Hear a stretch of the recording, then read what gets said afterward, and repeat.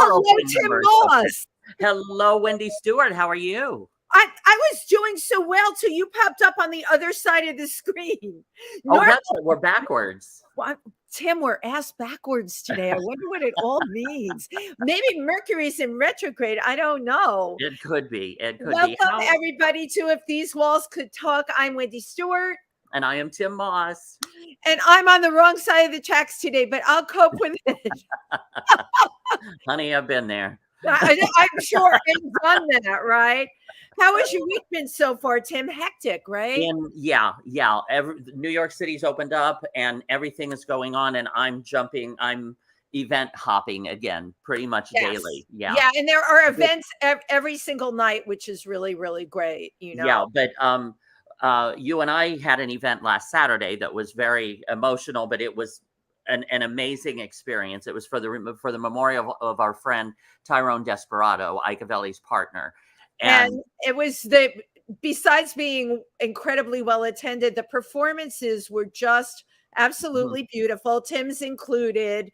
Everybody had a story to tell about Tyrone, and then they would lead it into their song, which was it was perfect. It really was. And we laughed, we cried, and we danced. And we danced. Yep, which was very Tyrone. And we celebrated Tyrone as he would have. Along those lines, oh my God, this has been quite a week. I want to take a moment out to honor Barbara Mayer Gooster. Oh, yes.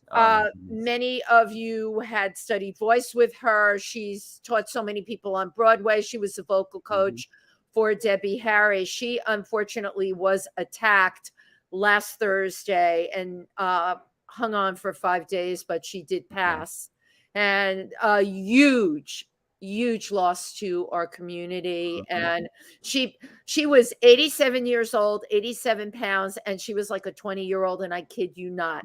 The energy, the spirit, and I would see her and go, there before the grace of God go I. That is who I want to be. So and they currently, if you go on any of our Facebook pages, we all have videos up. They do have video of the person who attacked her, and they are looking for that person. So, my gosh, the world has just been inside out. Yeah, and also on Monday night, I ended up singing. I went to attend, and they asked me to sing again at the 1-year remembrance of another friend who had passed, and he was the founder of the White Shirt Project and also of the Bronx LGBT Expo. And his name is Jose Ramon. And it was filled with laughter and tears and just a combination. So I've been on this emotional roller coaster all week. But oh my gosh, no, I'm totally sure. And I have to agree with what my friends from the Golden Gaze said. We are the essential workers. The performers are the ones to really keep a lot of the glue together. And, it's really up to us to keep your spirits going, our spirits going. And we put it out there for you. And we are putting it out there today because speaking of people in entertainment. Oh, wow. Right. Today, our guest today. Yes, really blows me away because they started out in cable, actually. Splicing. Right.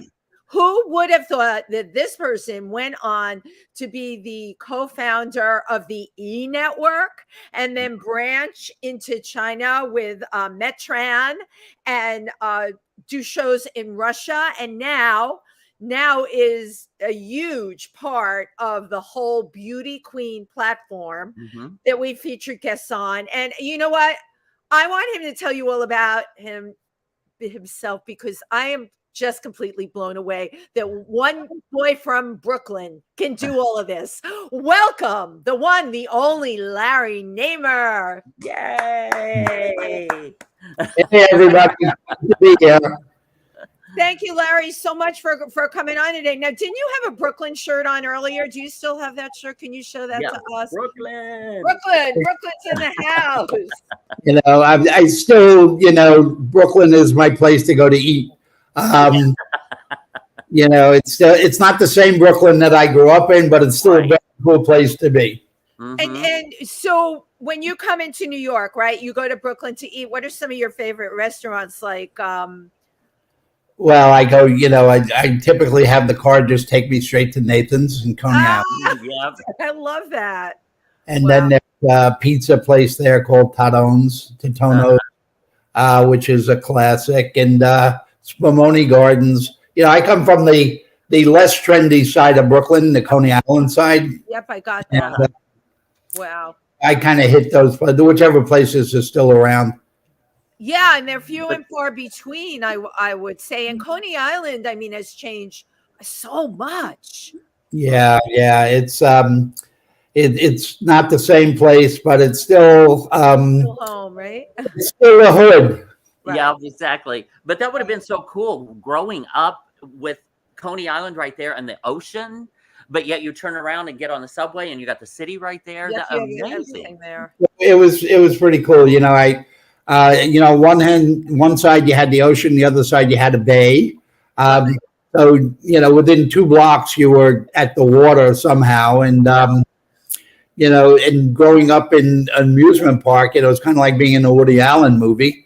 Really?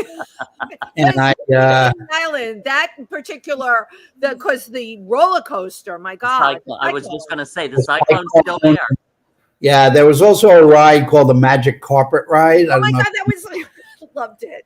I used to sell tickets for the Magic Carpet Ride. I used to booth and sell tickets for 15 cents or whatever they were going for. So was that like an after school job for you growing up? Yeah, it was a summer job. Summer job, wow. Working at Coney, as so we called cool. it.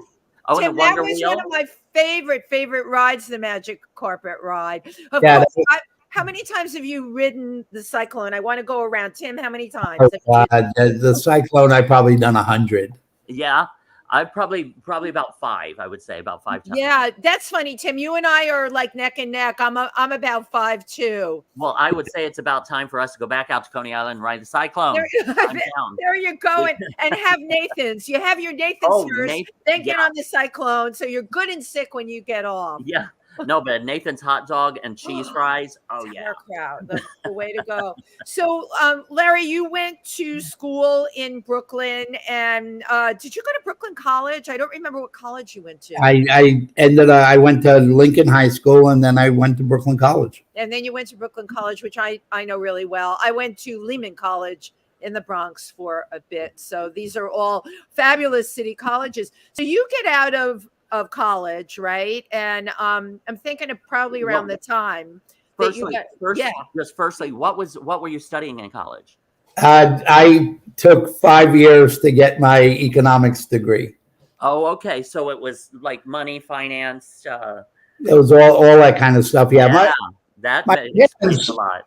My parents were of immigrant stock, and their aspiration for their children was to get a city job, and one day you'll be able to retire and get a pension. Yeah. And right. all of that. So the economics wasn't necessarily my choice, but it was the path set out by my parents, because they figured I'll go work in the accounting department of the city of New York or someplace, and I'll be secure and be able to eat. Right, and good to fall back on. Where were your parents from, Larry?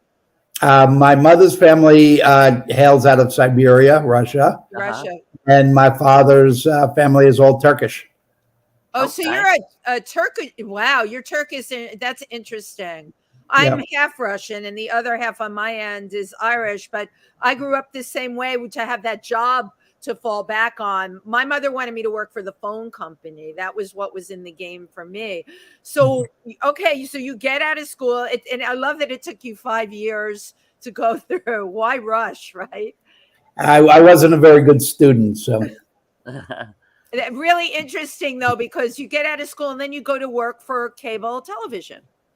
Yeah, well, what happened was my first thought was to use my economics degree to get a teaching job. Okay. But it was during the days John Lindsay was the mayor of New York. I remember John Lindsay. And they cut the budget for teachers and other city workers. And, they basically said, well, come back in 5 years and maybe we'll have budget for new jobs. Oh, my God. So I needed to do something. So somebody I knew was in the electricians union. They said, we just organized this thing called cable TV. I'm not really sure what it is. Wow.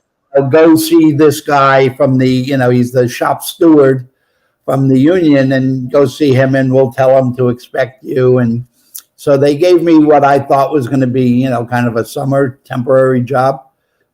And 50 years later, I'm still in my temporary job. You're still the cable guy. Right. You are Larry the cable guy, but you've worked your way up the ladder. Well, yeah, not just up the ladder. I worked my way from underground up. Yeah, right. Exactly. They didn't know what to do with me because they never had anybody with a high school degree, let alone a college degree. And they gave me a job as an assistant underground splicer, which meant I would go down in the sewers every day at 8:30, and you'd come up at 5 o'clock, and in between you come up for lunch, and you kind of got to know all the rats and the roaches literally by first name. And Well, Larry, that is real. You're not claustrophobic, I guess, and you're not afraid of vermin. well, it wasn't my favorite thing to do, but they were paying me $90 a week, and I needed that money. So Yeah, exactly. Day, right? And again, at that time, you did what you had to do. You roll up your sleeves and you do it. yeah, and it was a great place to be because everybody said to me when I told my friends what I was doing, they said, "Come on, Larry, nobody's ever going to pay for television." That's the best quote. Your next T-shirt, Larry, needs to say that. No one's ever going to pay for television. Yeah. So we did that, and I was lucky, and when I first started, I worked for Chuck Dolan, who Cablevision Long Island, and Cablevision. Yeah, Madison Square Garden and all that, but that was all later stuff. So Chuck owned what was called Sterling Manhattan at the time. Sterling Cable, wasn't it? It was Sterling Manhattan Cable. I remember all of this. I came in Paragon when it was Paragon. And that's kind of later. Yeah. But then Time Inc., when it was still a magazine company, came in and partnered with Chuck, and they started, HBO started. And then they just decided Chuck would move out and take Long Island, and Time Inc. took Manhattan. And I wasn't about, I had finally got out of Brooklyn and got into Manhattan. I wasn't going to Long Island. So, Tim, that's something, by the way, when you're from the boroughs. Yeah. You can never go back. And Brooklyn right now is, and has been the last 12 years, the hippest place in the world. But if you're from the boroughs, it doesn't matter. You can never go back. Yeah. Yeah. Your aspiration always was, one day I'm going to make enough money to go to live in the city. Right. And, but, again, I was lucky to be there. And then Time Inc. took over the company, and I stayed in Manhattan. And, so here you had all these Harvard and Yaleys trying to figure out what it is they just bought, Because basically, you had people who worked in the sewers of Manhattan, and you couldn't quite figure out what they do. And but somebody in HR kind of looked around and said, "Hey, wait a second, there's a guy with an economics degree that's doing that. Maybe he can explain it to us." And so, I kind of moved up. I was almost like the translator between the two. And well, yeah, I would think. Absolutely. Yeah. And then, it was funny because, I was in the electricians union, and it was, just, kind of a great job. And because I knew how to read and write, I could read the contracts and stuff like that. So they decided that, boy, I would be a great union rep. So I became the vice chairman of the Cable TV Workers of the Northeast. Get out. When I was, ripe old age of 23, I think. Wow. And, but then, as Time Inc. began to really get into the fact that the world was changing, and they didn't want to stay a print company. Right. They wanted to become a media company. So they made me the proverbial offer I couldn't refuse to leave the union and go into management, and which I did. So I guess I was like 25 when I became director of operations of Manhattan Cable. Wow, that's amazing. I'm curious, your parents at that point, were they, all of a sudden behind you because they saw how well you were doing? Oh, no. No. They were like, they were part of that nobody's ever going to pay for television group. Oh, okay. And Larry, what are you thinking? No one's going to pay for this stuff. yeah, so they never quite got it and stuff like that. But they're both gone now. But but I was 25, and they made me director of operations, and I had like 300 people working for me, all of which were older, which was quite an interesting dynamic. And so I did that, and I had literally all the departments from installation, service to construction, all of that stuff reported into me there. And it's a great learning ground. Yeah, and then, at some point they really decided they wanted to start franchising, going around the country and getting other cities to take cable. So I kind of played a part in that kind of growth. They moved me into what was the business, the corporate development group. So, what came out of that, timing was a great place to be then, because the video group was basically nothing. There was like 5 of us. And, we got to start things like HBO and Cinemax and Urban Cable and, all of that good stuff. So it's a great place to be, great place to learn. Yeah. Early on in the game. It's amazing that you were there at kind of, it's an inception. Yeah. Or conception, like when it was first starting up and nobody knew what it was for or how it was going to work or anything. And I imagine the education that you got just from hands-on. Oh yeah. Growing would have just been invaluable. That would have been better than any college course. Yeah, and then all the B school folks out of Harvard and Yale and stuff like that. So without having to go through and getting an MBA, exactly. I got education from them. Exactly. But you did get in, and as we say, on the ground floor. I mean, I remember growing up, Larry. We only had, I think, 4 or 5 in my house, 4 or 5 channels, Tim. Well, and wasn't it with the rabbit ears? Yeah, and of course we had the rabbit ears.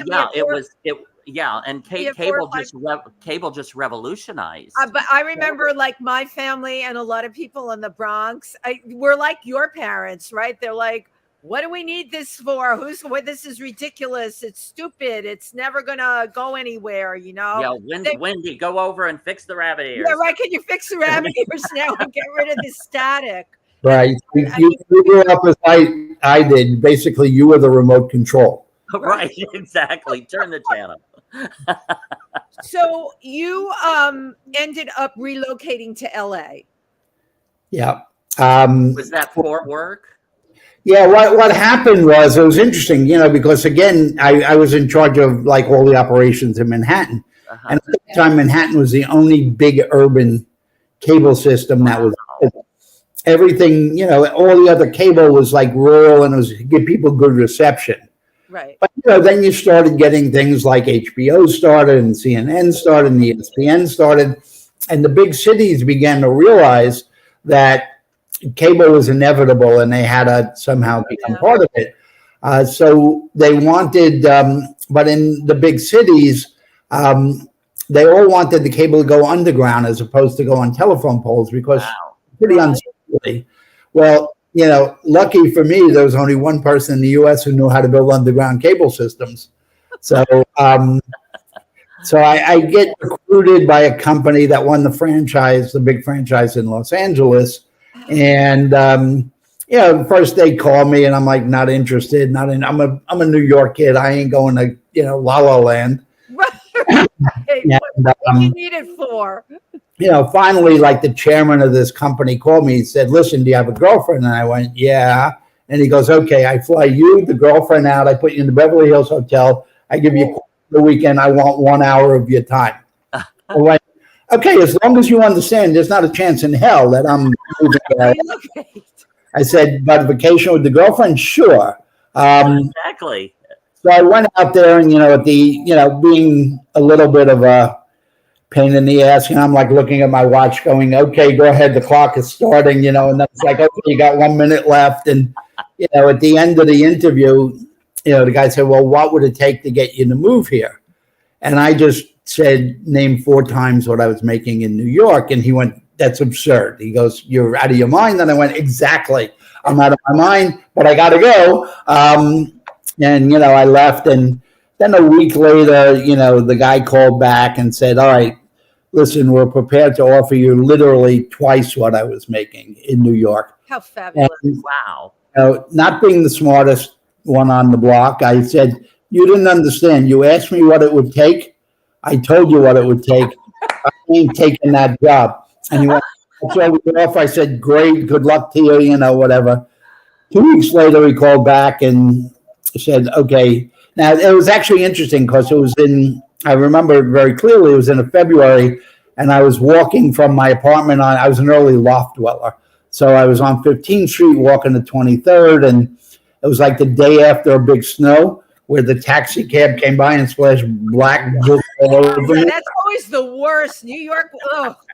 And, you know, I was walking to work and I said, you know, maybe I should have thought more about what that was. Twice as much money, warm weather, and, you know, and I get to the office and, you know, my assistant says, oh, this guy's been calling for you all morning. Call him back. And he goes, look, what you asked for was ridiculous, but, you know, when could you be here? And I was like, amazing story. so I figured I'd throw a kicker in. I said, oh, one more thing. Oh, no. I understand Liberace's house is empty now. Could you rent that for me?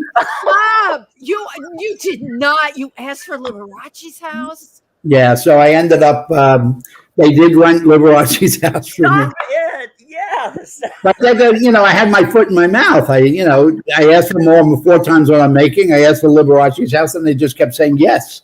Hey, yeah, if you're on a roll, that is incredible.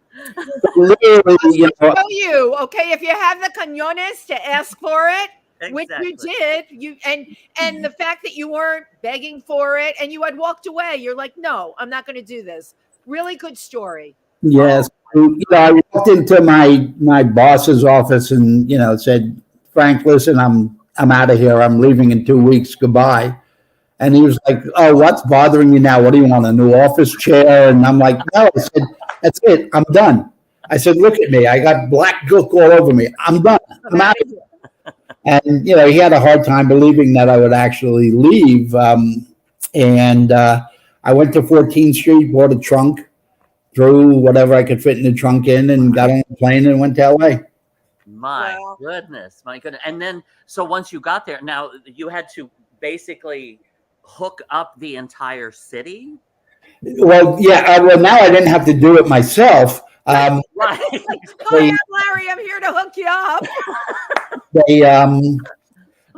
You had to come up with the schematics and how and where and to run everything. Basically, they gave me a piece of paper from the city and said, here's, you know, the franchise. And by the way, here's a bank line from Toronto Dominion.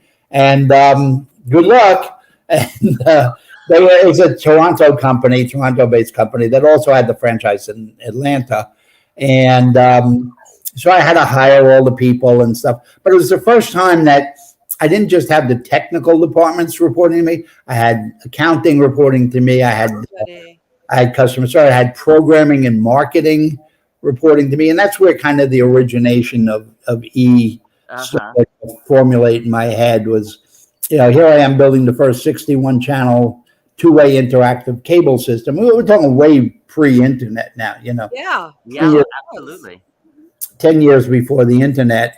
And, you know, 61 channels and nothing to put on. Right, that's what I was going to say. So you decided we're in the decision-making position where you decided what programs were going to go on these 61 channels? Yeah. So that was literally everything reported to me. So everything was there. And what a powerful position to be in, too. I mean, and I'm thinking, we're a very good student. You majored in economics, okay, but you now we're combining technology, right? Programming. Yeah. Communications. So it was the whole thing. How did you know what in here let you know what to do, Larry? That's amazing to me. That's one of the mysteries of life. You know, as I mentioned it to you before, there's no real reason. I wasn't a great student or, I didn't aspire to be a media mogul or anything like that. But, the only thing, like I say it kind of half jokingly, is when my mom, God bless her, she's gone now. When I was 1 year old, my mother would dress me on the dining room table. Mm-hmm. So she was putting my clothes on. I'm standing there and the phone rings, and, being the good mom that she was, she goes, "All right, stay there. Don't move." I go down, land on my head, and broke my arm, and all of that. So other than, being bounced on my head at 1 year old, there's no logical explanation. It's really an amazing story, But just, again, being in that position where you're having to make these decisions, I'm guessing, developed a sensitivity for instinct, what good entertainment is and what people want to watch and what would they. Yeah, and also, economic feasibility. A lot of people start stuff and then the money doesn't come in quick enough and they can't sustain it and stuff. But, here I was building this 61 channel cable system, and there weren't 61 channels. So I would get what we call character generators, where you could just put text on the screen. So I had the library channel, I had the school lunch channel, I had the lost pet channel, which I was almost ready to divide into dog and cat. Just to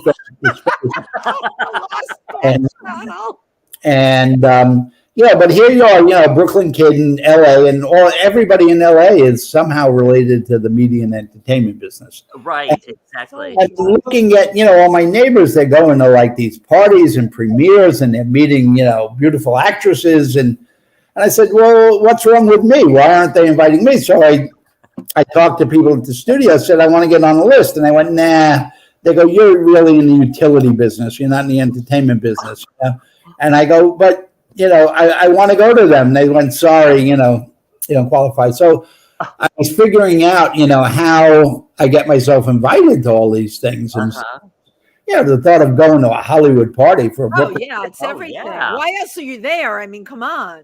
And so, I was talking to somebody at one of the studios in the marketing department. I said, look, something doesn't make sense to me. I said, the best part of any movie typically is the trailer. I mean, there are a lot of good trailers and a lot of bad movies. I said, but the only time I ever see the movie trailer is when I'm already in the movies. I said, isn't that kind of ass backwards? I said, would you want me to see the trailer when I'm at my house so I want to go to the movies? Yeah, to entice you, right. When they go, well, the trailers are over at 2 minutes long, and sometimes they're longer, and we can't afford to buy that space on TV. And I said, tell you what, you give me those trailers, I'll put them on TV for nothing. I want to be on those lists. You got something they need. I love it. And then you made the list. You got it. That's how you got on the list. Yeah. So, we did that, and I hired a kid, I think, for $3 an hour to edit them together. And we made a 1 hour loop. But when we started doing some market research, audience research, what's your favorite channel? They go, oh, I love CNN. I love ESPN. And I love that trailer channel.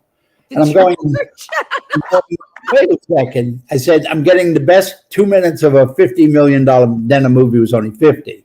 I'm getting the best 2 minutes of a $50 million movie for free, and people love it.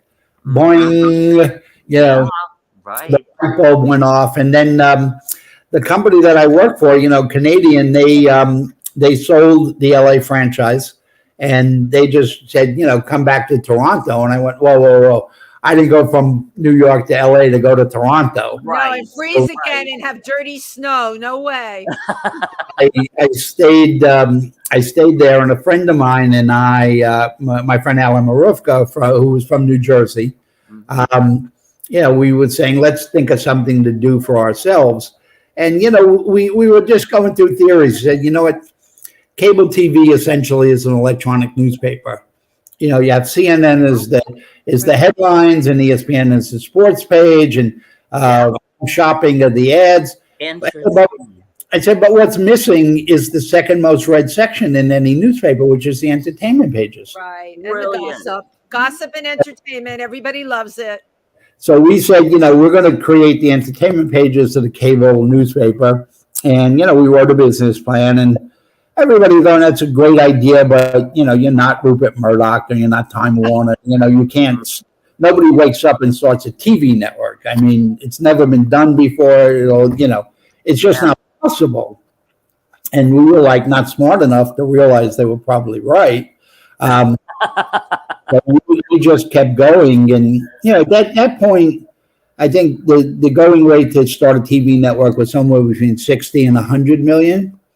It took us 3.5 years before we finally came to realize there was nobody giving us 60 to 100 million dollars.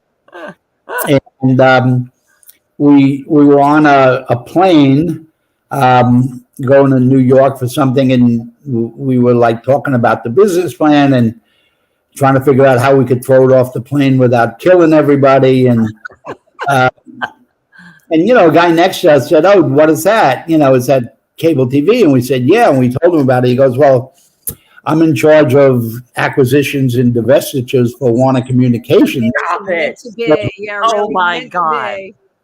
Well, this is what happens when you sneak into first class. And You got to be there. Yeah.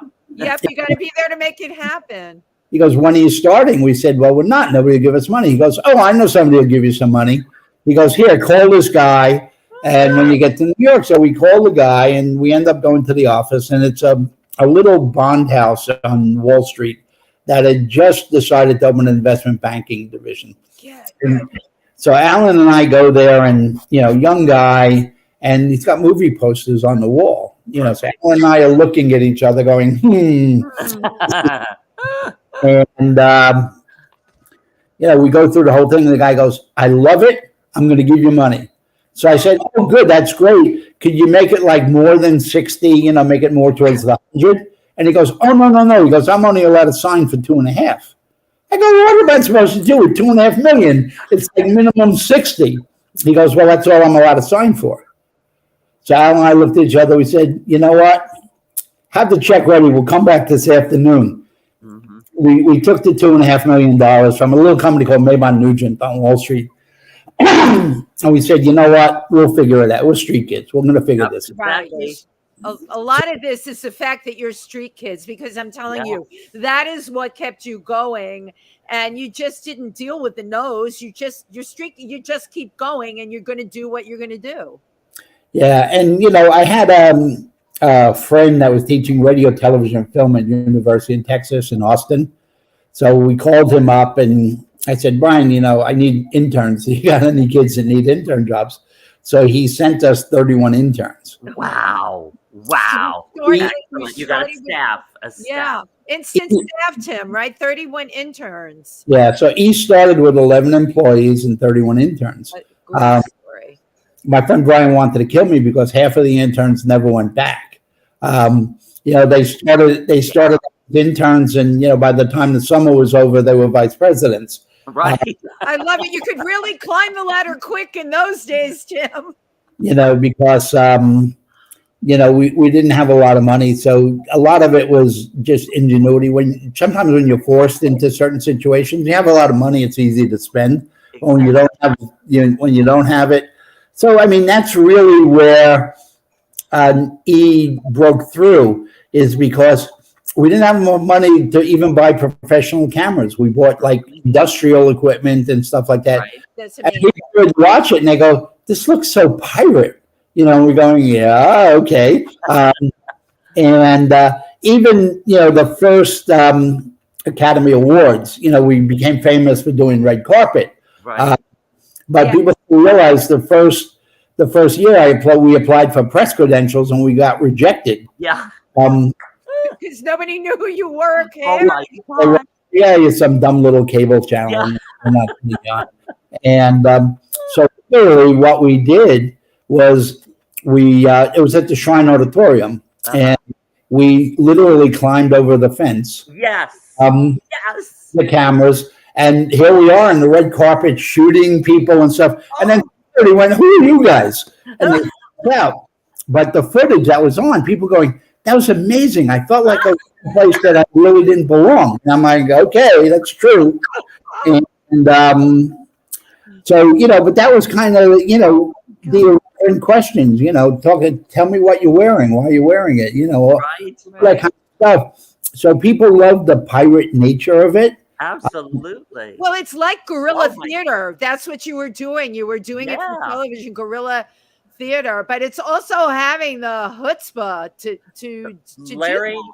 Larry, you are my new hero. Yeah, I really. love that. Climb know. the fence at the Academy Awards and start shooting on the red carpet. That's why, Tim, he just did his thing, and you weren't worried about getting thrown out or I love it. not being good enough or any of those things. You just went for it. And you also proved your point because people were loving the footage that you shot.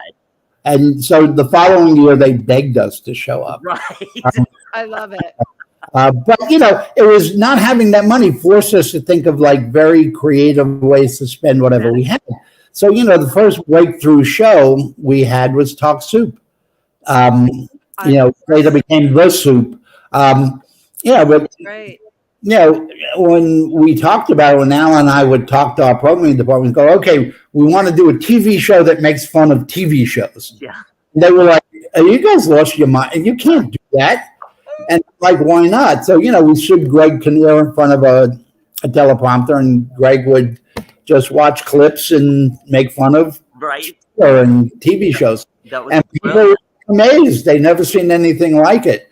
And then one day, and that was our first real breakthrough. And then Alan and I were in an elevator in New York, and we met this tall guy who was telling us that he's a big radio DJ. And, we're like, yeah, of course. And he's going, so it ended up, being a guy named Howard Stern. Howard Stern. I knew you were going to say Howard Stern, of course.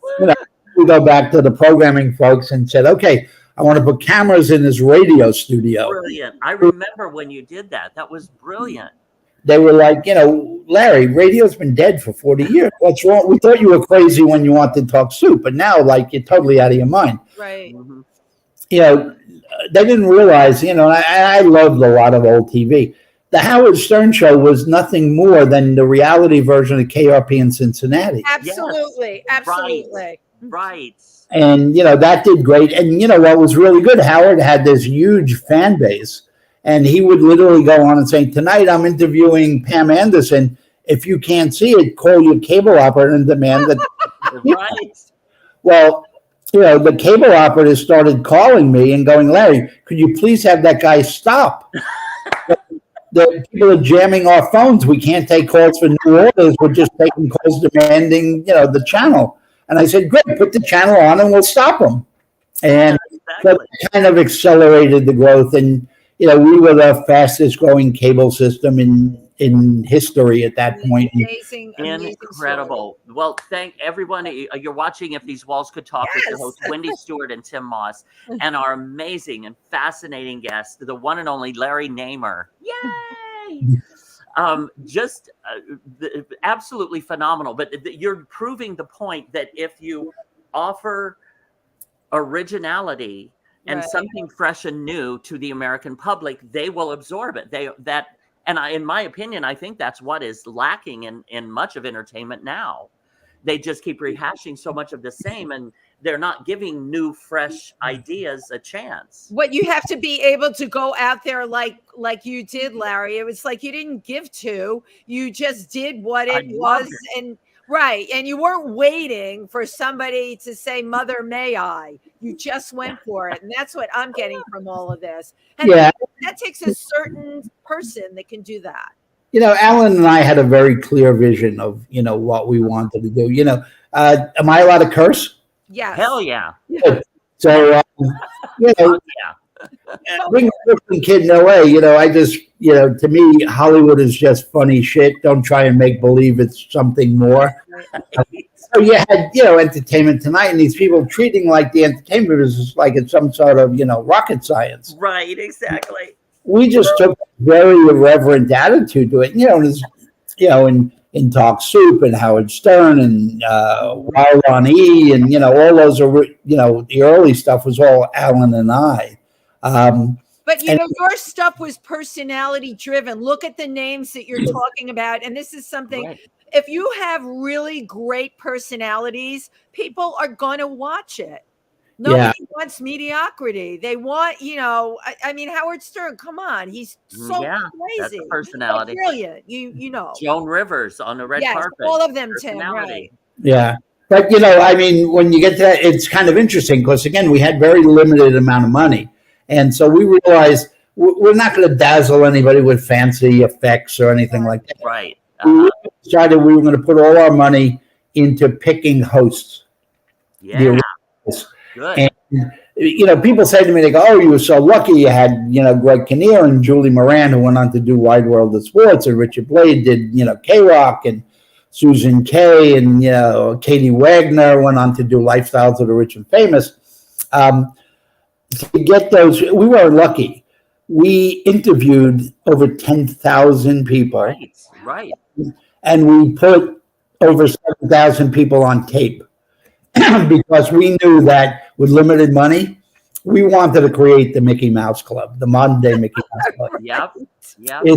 When I used to go home from school, excuse me, I didn't know what was going to be on that day, but I knew I liked spending time with those people. And I would just go watch it all the time. We said, we're going to create the modern day version of that, where, you like Greg, you like whatever. I mean, even we had one guy, Mark DiCarlo, who went on to do Studs, and everybody hated him. They watched him every single day. Why? He was the guy you love to hate. Yeah. And so we put a lot of effort into that, and, they look at Greg Kinnear and they say, "Oh, you were so lucky," and he could, bank his career on a woman named Eileen Graham, because I went and I was pitching like these little small TV movie houses on advertising, and before we went on the air, and I went to this little movie place that makes like $350,000 movies a year, and the guy I was supposed to see called in sick that day, so I met his assistant, this guy named Greg Kinnear, and I'm pitching him on advertising, and he's going to be the host, and I'm like, "Oh, we're interviewing, don't worry." And he's going like, "Well, I can do that," and I go, "Yeah, I'm sure you can. What do you go, like, theater school?" And he goes, "Yeah, I went to Arizona, and I was in the theater department." And I'm like, "Yeah, okay, great. Go see this woman, Eileen, next Tuesday at, 2:00. And, when I get back, I tell Eileen, I said, "Eileen, look, this guy's coming in. I'm trying to sell advertising to his company. Be nice to him." I said, "I don't care if you have tape in the camera. Just, Just look like you're shooting something." And, so he comes in and, she comes in my office and says, "Larry, the guy's here. He wants to say hello." I said, "Eileen, I'm trying to figure out how I pay you this Friday. I don't have time to do this." She goes, "Well, he was really insistent that he talked to you." I said, "Just tell him I'm really sorry, but I can't." Anyway, she comes back 10 minutes later. She says, "He's really, we're ready to take him in the studio. He said he'd like to just pop his head in." I said, "Eileen, what was it about, like, I can't see him that you didn't?" She said, she goes, "All right, I'll tell him." Anyway, she takes him in the studio. She comes back like 10 minutes later. She goes, "Larry, come in the studio." I said, "Eileen, I'm going to have to kill you." And, she was going, "No, by this time we had put over 7,000 people on tape, and we didn't have one host." It literally took me by the ear, and she's like pulling down the hallway. It's kind of like a scene out of The Wizard of Oz, And, we go, Alan and I both go in the studio, and she cues Greg Kinnear, and we both looked at each other and we said, "Holy shit." There you go. This kid the second that camera went on, he lit it up. Oh my God. He was the guy, he said, I just looked at Eileen and said, "Hire him." And I just go through the rest. I walked out and and Greg was amazing. And, he became he is amazing. But the thing I picked up from this story, the 7,000 people you put on tape. Okay, because I've been down that path, and so has Tim, and I am you know what? By the time you've seen the first 1,000, I really believe nobody knows what they're looking at anymore. And Greg, okay, talk about thinking out of the box. He had perseverance. He didn't give up. He knew he could deliver. And you were forced to look at him, and he was the one. And that's the point. Yep. And, when we started that, Greg would, would go on. And sometimes he had trouble reading teleprompter and stuff, and he'd stumble. And, the production people were complaining, they go, oh, it takes us so long to tape him sometimes because he doesn't read teleprompter well. And I'm like, look, what do you do when he makes a mistake? They said, well, we stop and we start again. I said, don't stop. Right. Bingo. Yeah. And what do you mean? I said, just roll tape. I said, at this point, probably the only people who ever watch this channel is his family. Right.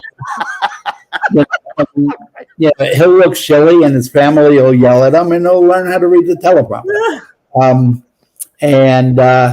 So they would do that and they would say, boy, because he would see that they didn't shut down the camera and he'd have to stumble and go on. And I would get letters from girls, first week I get 10 going, oh, that Greg Kinnear, he's so cute when he makes a mistake and he rolls his eyes. I'm like, what? It was part of his personality. That's a good thing. The next week I would get 50 letters. And then I was literally getting like hundreds of letters a week with women in love with Greg. And I just said, holy shit, we don't have enough money to retape him and he's going to become a star because of it. And there you have the Greg Kinnear story, right? And it absolutely worked. Again, it was original. It was fresh. It was something new. And that again is something that I think is lacking because everybody is looking for perfection. Everybody, and so many of the networks, it has to be perfect. It has to be this way. It has to be. And you were allowing a human side. Yeah, people now, and I've always kind of gone to people who are looking for authenticity and things being genuine, and people can sniff out bullshit pretty easily. Yeah. And especially now, once we were all here when reality television first started rolling out, that was a huge game changer. And I remember, all the legitimate actors I knew who were so pissed off about it because they're like, this isn't acting, this isn't it's never going to last. And here we still are. Here we are in reality TV. What I want to talk to you about, because my God, we could be here. I love listening to your road to where you got. But here we go again with your chutzpah. What made you think you could go into the Chinese market? Well, I did a lot of stuff in Russia. Actually when it was still the Soviet Union, I was still with E, but I was kind of helping some friends, who were looking at some deals in Russia and stuff. So I got involved there. And I learned a lot about the Russian market, and I learned a lot about how you deal with post-communist societies and stuff like that. So I kind of cured myself of having that, fear that communism is the boogeyman and, you got to hide in the closet and do all of that. Right, and because good TV is good TV no matter where you go in the world. Yeah. So I was doing a lot there. And then I ended up marrying the niece of Leonid Brezhnev, who was the president of Russia for 25 years. And then when we split, I said, you know what? I'll keep the stuff we have in the U.S. You take what we have in Russia. It's your homeland and your family's there and whatever. And but then it was interesting because the Chinese kind of came to the same realization that Russia did, that you needed to reform media, make it a little bit familiar to Western marketers. If you wanted to build a consumer economy, you had to have media that was, familiar. And I had helped the Russians with that. So when the Chinese kind of came to that conclusion, they called the Russians and said, hey, we love what you guys did in terms of regulating TV. Could you help us? And they went, oh, no. You got to call this guy in LA. He helped us. So I ended up getting called by, somebody from the Chinese government side. asked if I would come to China and help them teach young TV executives the process of creativity for profit. Wow. I love that. That's Creativity for profit. That's What quite. a concept. That was quite a referral there. Seriously, what a concept. I said, okay, I'd never been to China. It's a language I don't speak. It's a culture I don't understand. But it's probably as far away from Rupert Murdoch as I could possissibly get. I would say so. So I said, sure, I'll do that. So I went to China and I fell in love with, and the opportunity, just the sheer size of it was, but also the people were wonderful, and People are wonderful.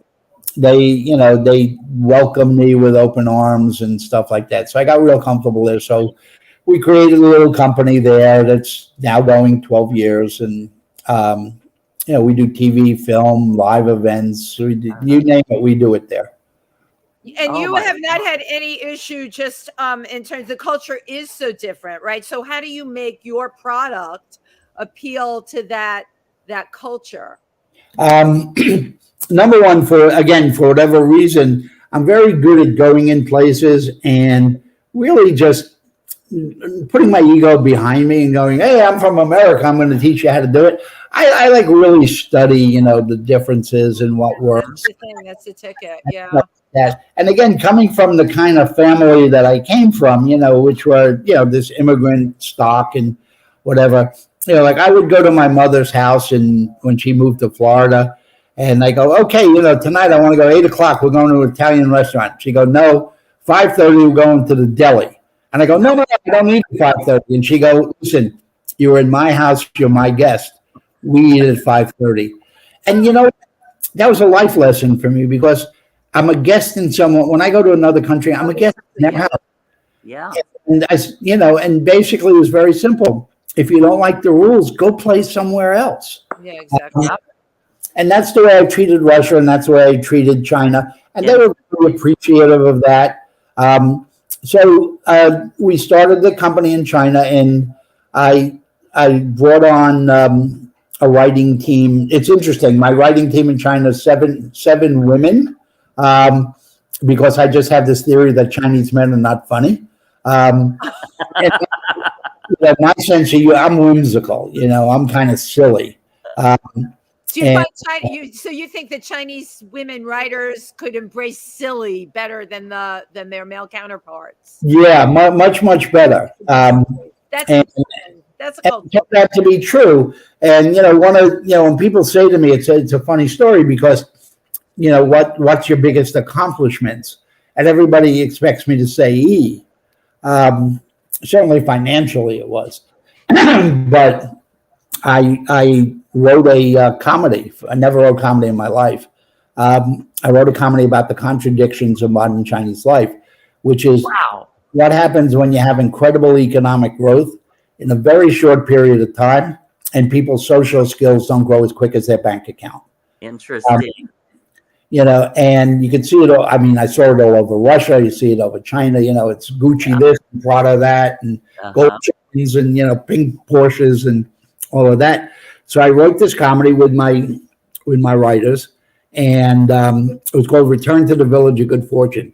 It was kind of a boy who does incredibly well during the changing times in China, and he realizes that his family in Beijing doesn't really have any values.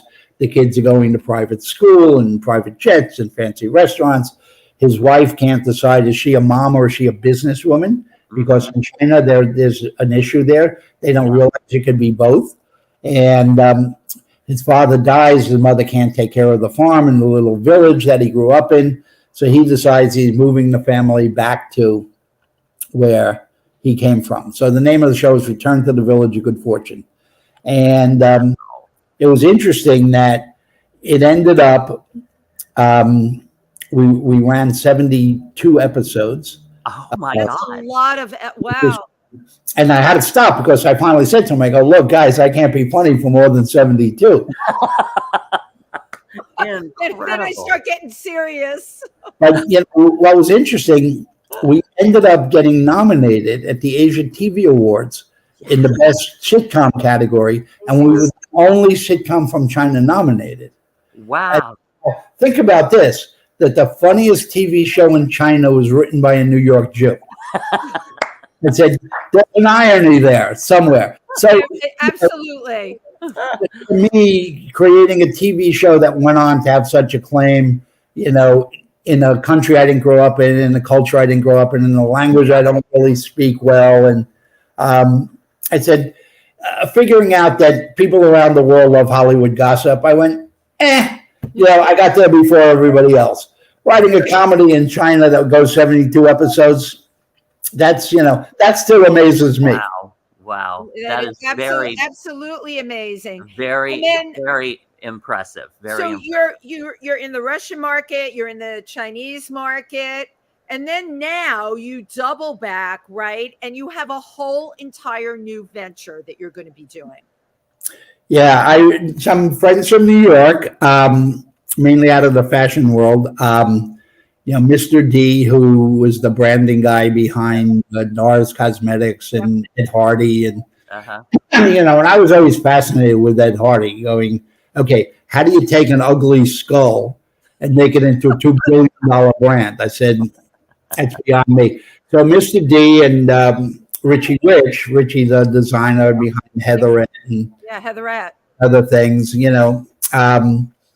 they said to me, we want to start, a media venture, would you help us? And I said, I'm really not part of your community.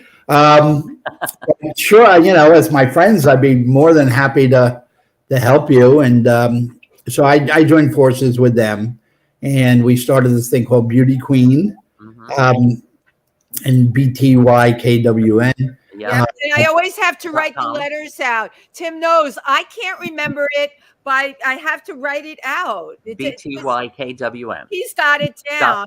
I would fail in trivia if they asked me that. And really, what that was. Again, I love the Mickey Mouse Club, so I say it's the Mickey Mouse Club for the queer community. It's just this place that we wanted to create a place that people could feel comfortable. I started talking to a lot of these kids, they're going through gender identity issues and stuff like that. And I said, this is horrible. They can't talk to their parents. They can't talk to their friends. They can't talk to their teachers. Let's create a place where they feel comfortable. There are other people with like mind that they can say what they want and be what they want. And if you want to wear lipstick, go ahead, and all that kind of stuff. So we set out to do it. And, Richie and Mr. D are really they're the moral compass there.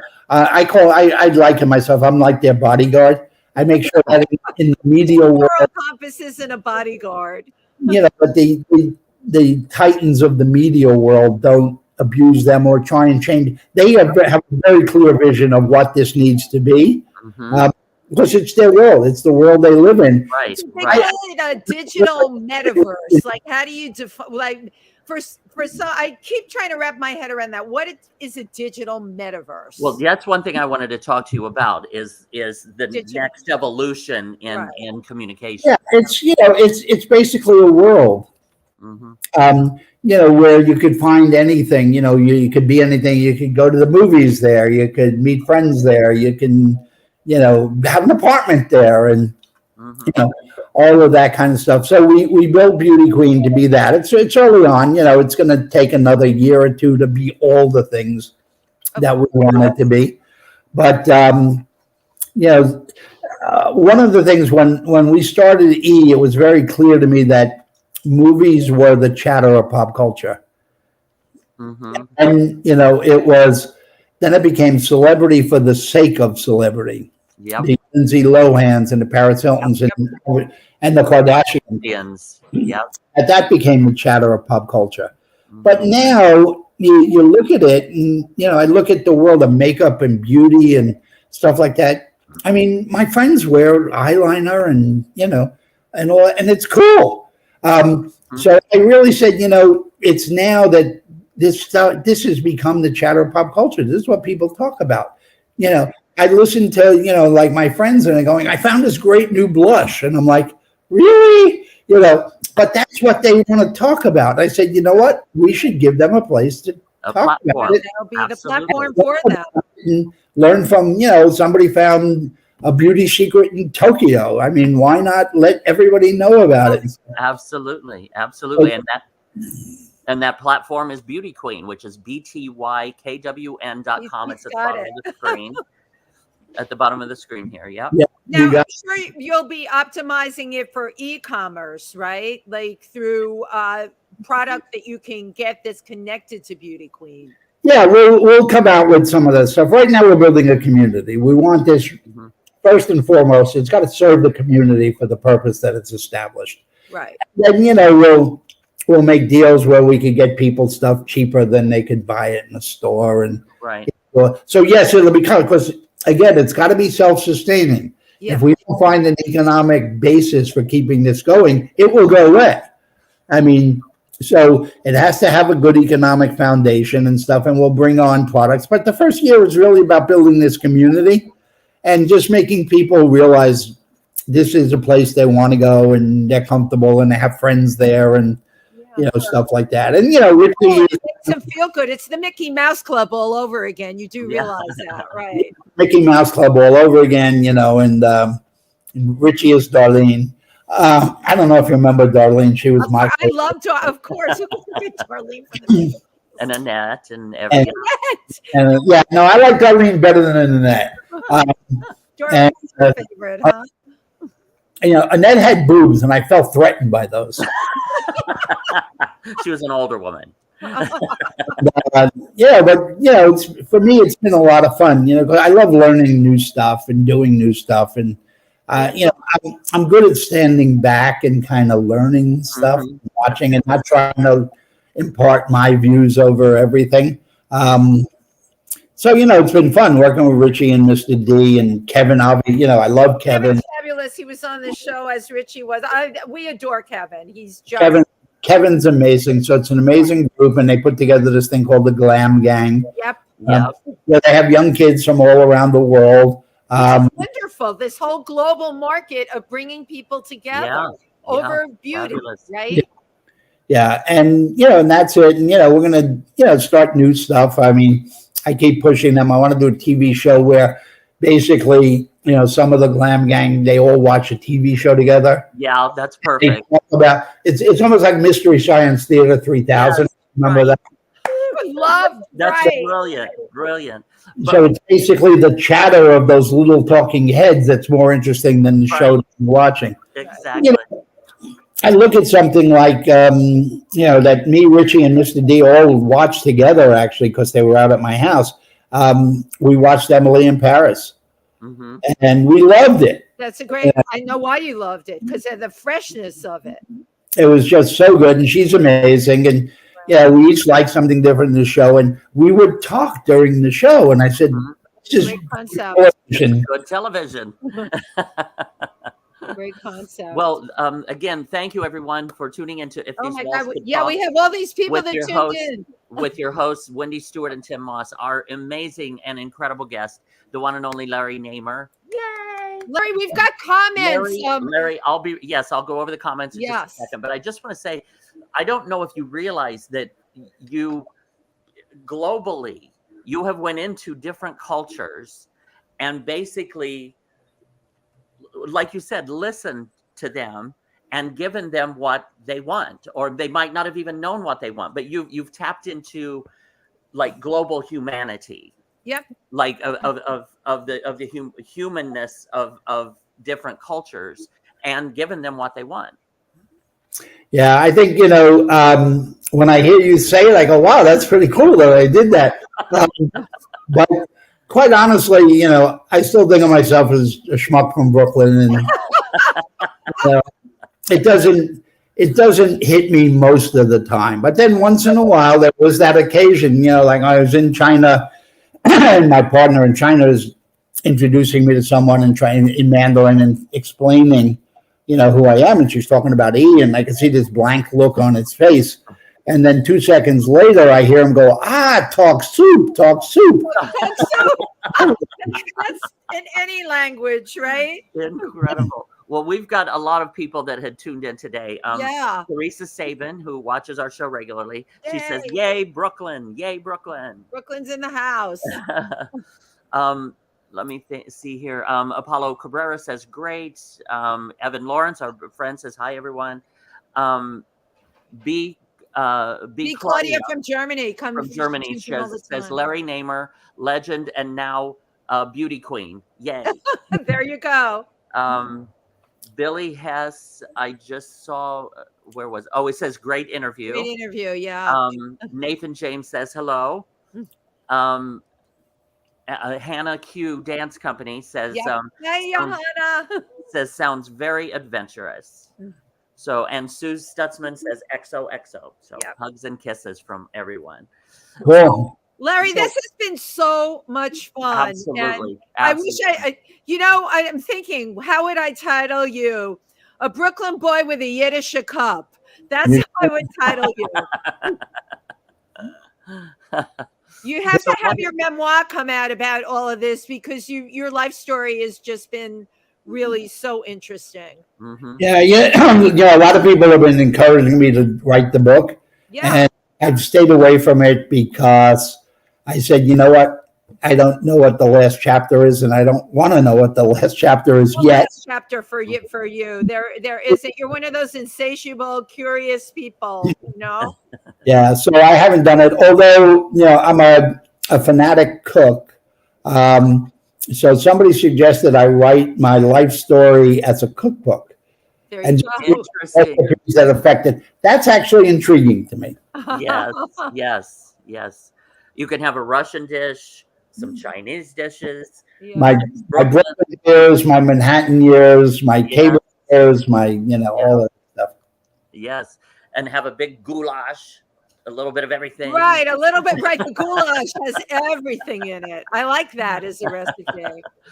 Oh my God! Well, Larry, thank you so very much for taking some time and sharing with us. We really, really appreciate being here with you today. Thank you. This has been absolutely wonderful. Thank you for having me, guys. All right. Of course, and thank you to our audience for tuning in to If These Walls Could Talk. Thank you. Thank you, everybody.